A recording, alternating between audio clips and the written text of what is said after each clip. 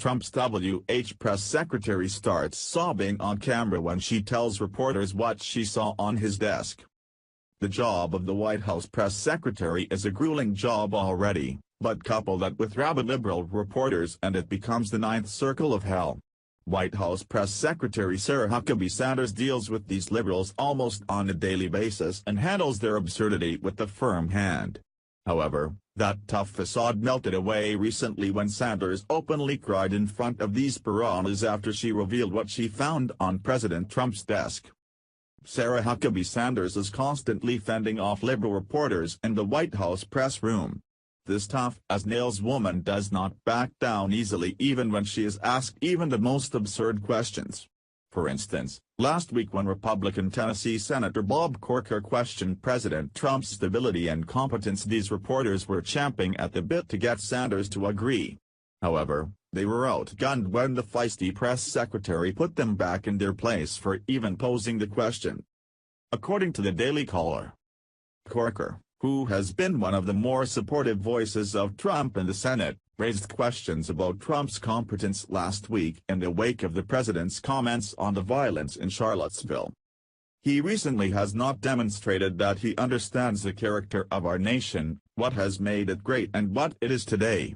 He's got to demonstrate the characteristics of a president who understands that. Without those things happening, our nation is going to go through great peril, Corker said of Trump.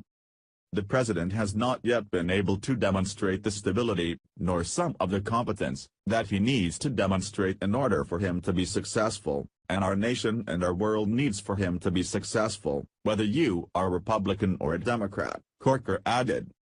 When asked about Corker's claim at the White House press briefing, Sanders kept her answer brief.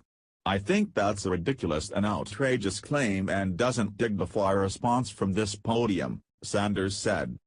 So, when Sanders became teary-eyed in front of these vicious reporters, it showed an entirely different side of the tough-as-nail press secretary. On Thursday, Sanders grew visibly emotional when she read a letter sent to President Donald Trump from a Tennessee man named Joseph. The man is the father of an Air Force Master Sergeant who is currently serving and is deployed on his second tour in Afghanistan. Joseph took the time to write the letter to his son to remind him of everything that was at stake when he was stationed in Iraq. Here is more from Conservative Tribune. "Please don't lose sight of your purpose," Joseph had written. "You're the only hope and glimmer of light for the good, innocent men, women and children that you are protecting. This may be hard for you to see or understand. Most people know that all of you are there because you volunteered to be there. Your actions and dedication are seen by people throughout the world as without a doubt the most heroic action of any person which can be made. You and the soldiers standing next to you from all of the other countries are the pride of not only the nations they represent, but every individual that yearns to be free," the letter concluded. "Stand tall, my son, and be steadfast. For it is you who are the defender of freedom." That was beautiful. It's no wonder Sanders grew emotional. "We owe it to the servicemen and women like the Master Sergeant who have fought in our name in Afghanistan for 17 years and to the families who have watched them go to secure an honorable and lasting outcome to this conflict," Sanders herself said afterward. She was right. Though many on both the right and left have complained over the president's just-announced decision to escalate the United States war in Afghanistan, it's clear by Joseph's poignant words why we can't give up now when we've already come this far. Closing up the briefing, Sanders noted that Joseph told Trump he had been a police officer for 30 years and that he sent the letter to the president in the hopes he'd read it.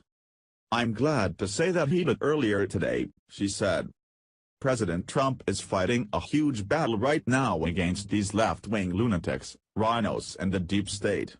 No matter which way he turns there is someone ready to attack him which derails his mission to make America great again. These people need sit down and be quiet and let the president do what he was elected to do already.